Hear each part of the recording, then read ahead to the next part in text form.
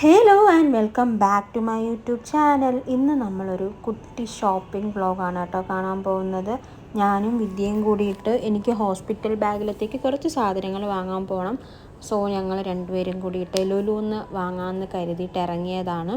ലുലുവിൽ sale നടക്കുന്ന സമയത്ത് first day ആണ് നമ്മൾ പോയത്. ഭയങ്കര തിരക്കായിരുന്നു, ഒരു രക്ഷയും ഇല്ലാത്ത തിരക്കായിരുന്നു.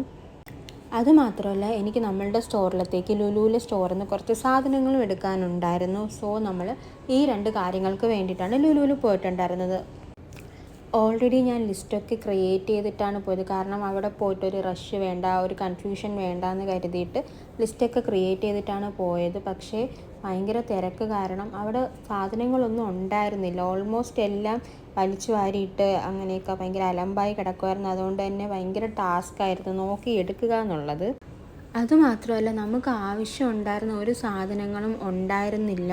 പിന്നെ വിദ്യ എന്തൊക്കെയോ വലിച്ചു വാരി എടുക്കുന്നുണ്ടായിരുന്നു. എന്നെക്കാളും എക്സൈറ്റ്മെൻറ്റ് വിദ്യയ്ക്കായിരുന്നു. ചേച്ചി അതെടുക്കാം, ഇതെടുക്കാം, ആ ഡ്രസ്സ് നോക്കാം, ഈ ഡ്രസ്സ് നോക്കാം എന്നൊക്കെ. പക്ഷേ ഒന്നും ഞങ്ങൾക്ക് രണ്ടുപേർക്കും അത്ര കാര്യമായിട്ട് അങ്ങ് ഇഷ്ടപ്പെടാത്തത് കൊണ്ട് ഭയങ്കര അത്യാവശ്യമായിട്ടുള്ള കുറച്ച് സാധനങ്ങളുണ്ടായിരുന്നു. അതുമാത്രം വാങ്ങി പേയ്മെൻറ്റും ചെയ്തിട്ട് ഞങ്ങൾ അവിടെ നിന്ന് ഇറങ്ങി നേരെ മിനിസോയിലോട്ടാണ് പോയത്. മിനിസോയിൽ ചെന്നപ്പോൾ അതിനേക്കാളും കഷ്ടമായിരുന്നു. അവിടെ ഞങ്ങൾക്ക് ആവശ്യമുള്ള ഒരു സാധനം ഉണ്ടായിരുന്നില്ല, എല്ലാം ഔട്ട് ഓഫ് സ്റ്റോക്കായിരുന്നു. പിന്നെ നിരാശയോട് കൂടി മിനിസോയിൽ നിന്നും ഇറങ്ങി.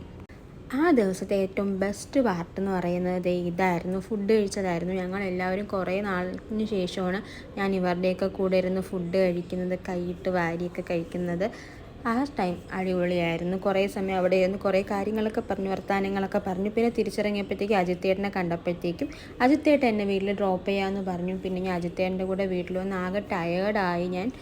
അപ്പോൾ അത്രയേ ഉള്ളൂ ഗൈസ്, ബൈ.